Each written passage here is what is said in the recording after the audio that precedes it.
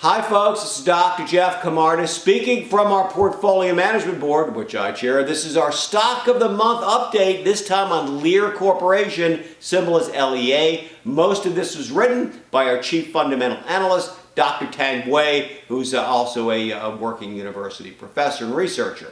Now folks, the following is offered as insight into the operation of Camarda's Portfolio Management Board. A technical sell alert was recently issued June 19th for Lear. When this happens, we update the fundamental research, and if the latter does not conclude in a sell recommendation, if the fundamental and technical opinions do not agree, then me, Dr. Camarda, makes the call as the chairman of the Portfolio Management Board on whether to sell or hold. In this case, we are holding based on the below, again prepared by Dr. Boyer.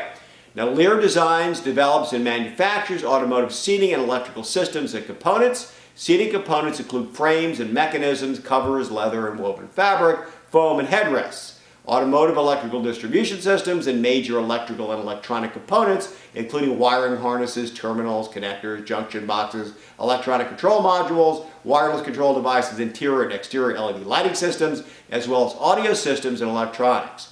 Over 80% of 2016 net sales were generated outside of the United States. GM, Ford, and BMW are the three biggest customers of Lear. Now, the outlook for the auto parts and equipment sub-industry for the next 12 months is positive. Its top line and bottom line have seen a steady growth in the past 5 years. Both its gross margin and operating margin also enjoyed a stable growth over the past 5 years. Its 12-month return on equity was much higher than that of its industry and the market, 32.4% versus 19.4% and 21.9% respectively. And its current return on equity is higher than it has been its past 5-year average. That's obviously positive. The company also has seen growing and strong cash flows over the past 5 years, while capital spending sees a steady increase, which means you're reinvesting in the company.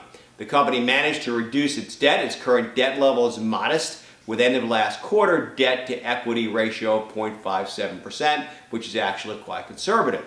Its current price to earnings ratio of 9.6 versus the industry 15.2, which means it's quite cheap relatively, and it's trading at an enterprise value to EBITDA, or basically cash flow ratio, of 5.7, which is very, very attractive.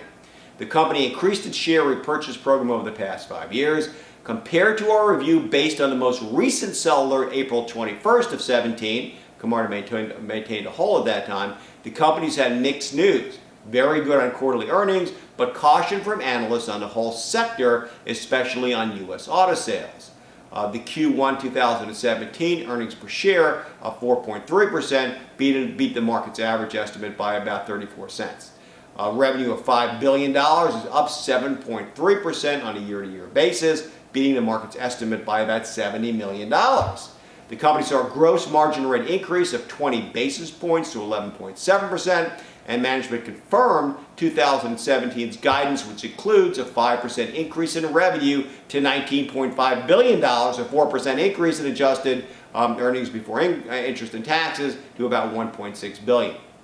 Quarterly sales data, as if you haven't had enough numbers now, net sales increase in North America decreased 3.3% to about $2 billion.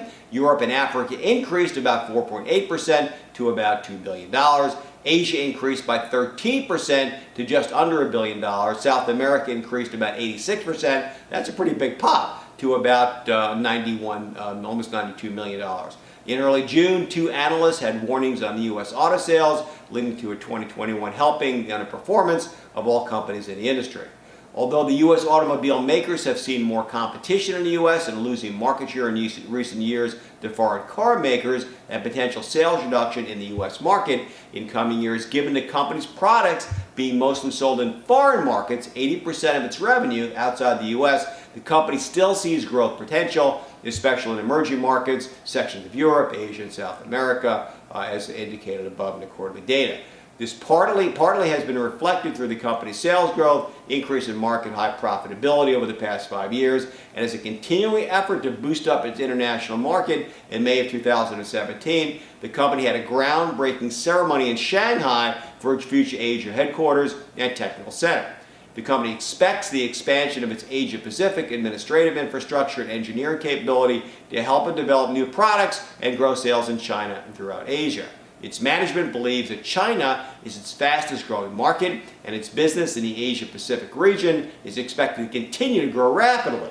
The company's growth rates will also be supported by a growing global premium vehicle segment and increasing penetration of automotive electrical and electronic content.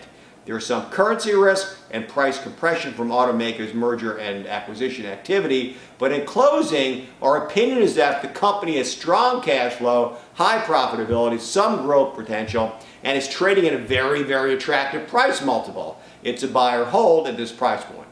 So hopefully that's more information than you want on Lear Corporation. But it is kind of an insight into the rigorous detail that we use to help guide our investment decisions and our discipline process. I'd like some feedback, by the way, if you wouldn't mind emailing me at j@camarda.com, just the letter j@camarda.com, to see if you like this much detail in reports from the portfolio board, if you want me to tone it down a bit, or give you even more expansion and numbers.